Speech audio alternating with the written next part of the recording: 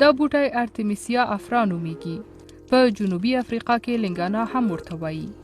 ډیری خلک په دې باور دي چې طبي خواص لري. دا زما د کوچنیوالي پخلنځی دی. دلته رالویه شوې یم. موږ په کورنۍ کې لنګانا دغسې چمتو کوو.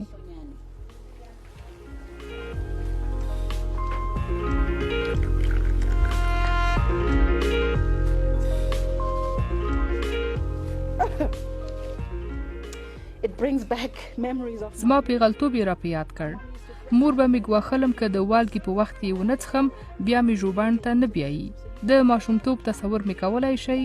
زړه نازړه به مې پر سر پورته کاوه. د کوویډ-19 وبا خپرېدو سره د ماداګاسکر ولسمشر اعلان وکړ چې لنګانا د دې ناروغۍ درملنه کولی شي. داسې ادعا چې د نړۍ روغتیا ادارې په اړه خبرداری ورکړ.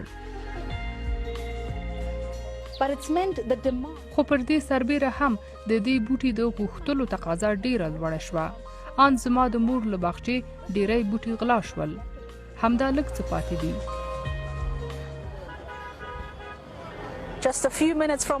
زموږ له کوره یو څو دقیقې لرې دغه مارکیټ دی چې دودیز درمل خرڅوي.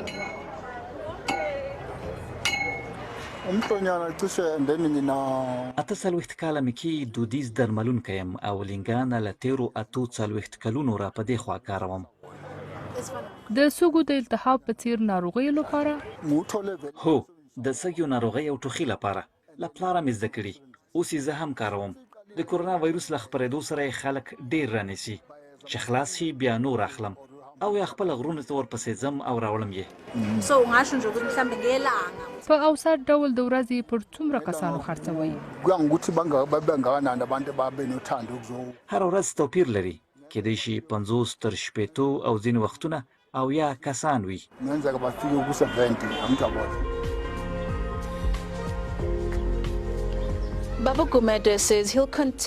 بابا ګومیډي وایي دی پر خپلو مشتریانو د لنګانا پلورلو ته دوام ورکوي.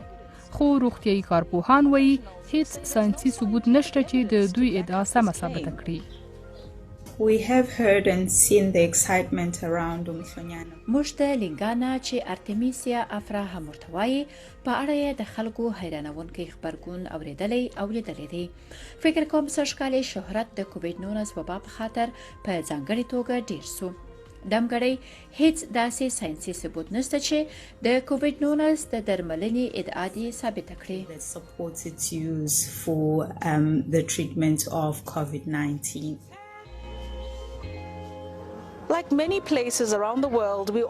لکه د نړۍ په ډیرو نورو برخو کې موږ هم کورنۍ درملنې لرو. که مو رغوي او نه خو ترې تیریږو نه.